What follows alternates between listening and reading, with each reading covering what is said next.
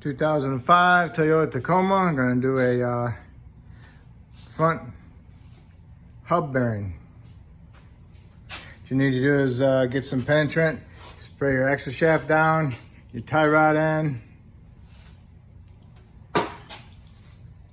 and your brake line bolt. It's got a solid brake line to a bracket to a rubber, so you need to remove that bolt. So you need to move that bolt, which is a 12. This is a 35, and that's a 19. Break your taper loose. Get your tie rod off so you can swing the steering in. You can get access to your caliper bolts, and those are 2 of them, and those are 17s. Okay, you got the axle nut off. Get your tie rod end nut off. Hit the knuckle with your hammer, break the taper loose. Get this out of the way. Undo your 12mm brake line. Swing your steering in. Remove the 2 bolts holding the caliper on. Those are 17s. And you want to remove the caliper, swing it off to the side, and retain it with a bungee cord so it's not hanging by the brake line. Okay, you got your caliper off. Remove your rotor. If the rotor's bonded on there, it's not moving, and you have to put some penetrant around it and smack around the outside of it with this mini sledge to vibration to break it loose from the rust. Then you need to remove the 4 bolts that hold the hub bearing on. And those are a 17, and you want a 17mm, and you want to spray it around it a lot with some penetrant. What I'll do is I'll put a wrench on here, and I'll smack the end with the mini sledge, or I'll double my wrench on the end of it to help break them loose. Okay. I'm gonna try hitting it with a hammer. Unthread them as far as you can get them, and smack it with a mini sledge on the side of the hub right here, and work your way around. And then once it gets coming loose, then you can have to undo your bolts the rest of the way, and then tap it some more and make sure you hold on to it so it doesn't fall on your foot. Okay, I got all the bolts loose. The bolts stay with the hub. Pull it off. There you go. Try not to wiggle it back and forth. When you clean it up inside there, there's the ABS sensor, so try not to damage that. The trigger ring is on the back side of the hub right there. See it? See all them little dashes? That's it. Okay, I got it all cleaned up. Got some anti-seize on the surface. Put a little bit of Silk Glide inside there. And I got my new hub bearing.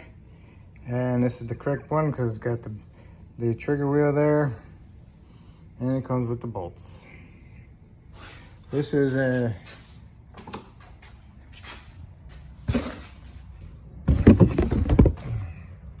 FKG bearing. I've had pretty decent luck with those. I like them. All right. So now, get on there, start all your bolts, get them snugged up. Okay, snug them all up, and then tighten them all up pretty good. And then if you got a crow's foot 17, you can torque them to 100 foot-pounds. Otherwise, just double wrench them and tighten them up.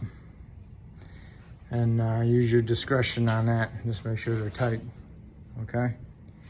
All right, so then next, you wanna put your rotor on. On the inside of the rotor, you want it to be clean. You know, no rust flakes or anything in there. Clean it all up with a die grinder and a disc and clean it up.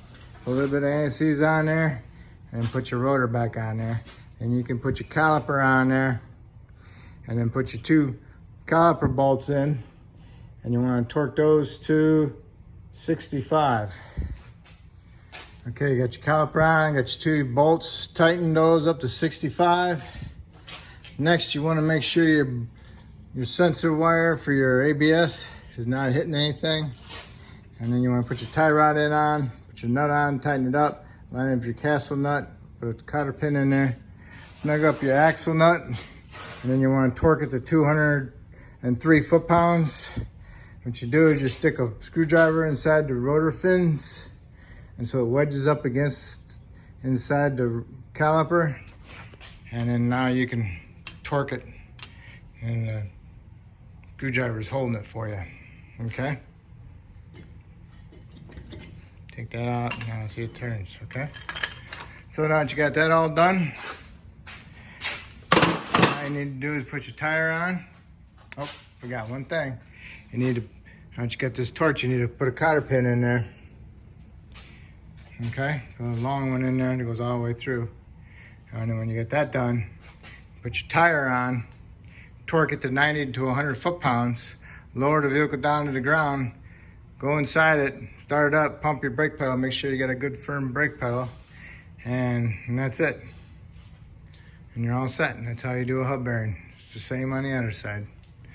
All right, if I helped you do this hub bearing, hopefully you can help me out by subscribing. And if you already have, I appreciate it. Thank you.